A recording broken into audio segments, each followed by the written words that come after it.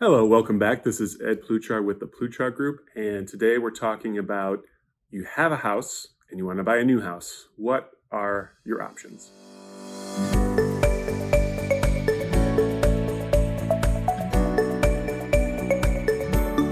Welcome back. So you have a house to sell and you want to buy a new home. Maybe you have a starter home and the family's grown, so now it's time to buy a bigger house, or it could be on the other side of life where the kids have all moved out. You have a big home, but it's too big and it's time to buy a smaller home. Your options include a few different things. The typical one is to go ahead and make that purchase contingent on selling your home. And what that means is most purchases are contingent on financing and they're contingent on an inspection.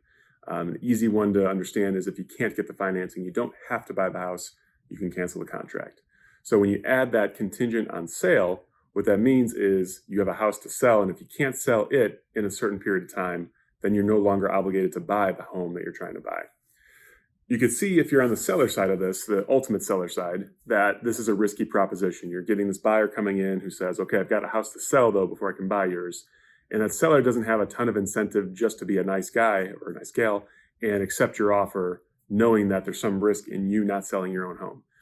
But that is one way to do it. It does work. It still happens. And what you can do typically is give them an overview of what you're going to do. So here's my house. Here's where we're going to price it at. Here's where some of the comps are. We're pricing it aggressively. We really think it's going to sell in 2 weeks or 4 weeks or whatever it is. And you can go through the sale like that. Other ways to kind of juice that deal are to offer them full price or pretty close to that, and to make other terms as easy as possible, which we can get into in another video. A second way to do it is to buy non-contingent. So say you have a pretty healthy savings account, you can make the down payment out of that. You don't need to sell your home to do that. So now what you're doing is taking on the risk yourself. But the advantage to that is when you go to purchase, you're not contingent on selling anything. It makes your offer a lot stronger. So if you're in competition with other buyers and you have a house to sell and they're all right around the same terms, you're going to lose. I can just promise you that. But if you are in a competition with a lot of other buyers and you're non-contingent and they are, then you have an advantage there. Or even if they're not contingent, now you're neck and neck, apples to apples with them. So it's often a better way to go if you can. Now people wonder, well, I don't want to have two mortgages. And the trick there is that your mortgage on the new house is going to be delayed.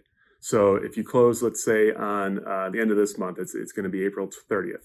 And that's your closing day on the purchase, and you're buying non-contingent, and you're getting ready to list your house. You actually won't make a payment on this house until May, June, July, probably.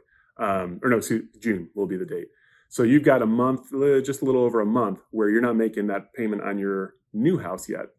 So if you can get your home sold before June 1st, when your first payment would be on the new house, I know it's a little confusing, then you won't have two payments ever, because you'll have sold the one in time, not to have to make that double payment.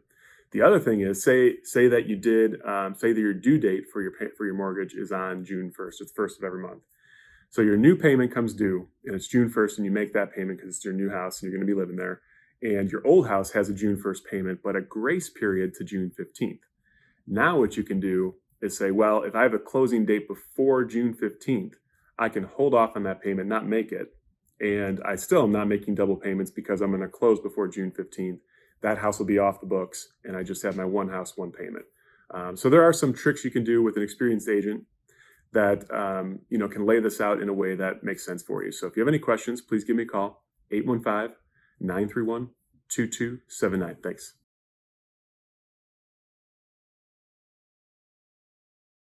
Welcome back. This is Ed Pluchar with another real estate mini lesson. We're doing mortgage questions. So I brought in an expert mortgage lender, Eric Marcotte. Do you want to introduce yourself?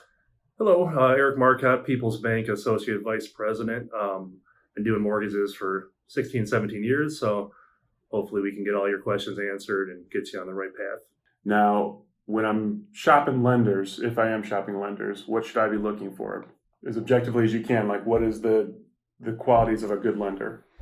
For a borrower, a lender, as far as the cost concerned, you look for the origination fees and what rate they can offer you. Mm-hmm. That's kind of the main points, dollars and cents. After that, you want to look for someone who's knowledgeable, who answers your call, who's available, who doesn't put you off, ignores you for a day or two, someone that gets you fast answers, whether good or bad. Good communication between the borrower, the realtor, everybody involved. You should not go through the process confused. I understand stress is part of it. There's no way to alleviate stress completely, but to make the process as easy as possible. If the right lender gives you that good feeling, definitely go with who makes you most comfortable. Makes sense. Yeah. Okay.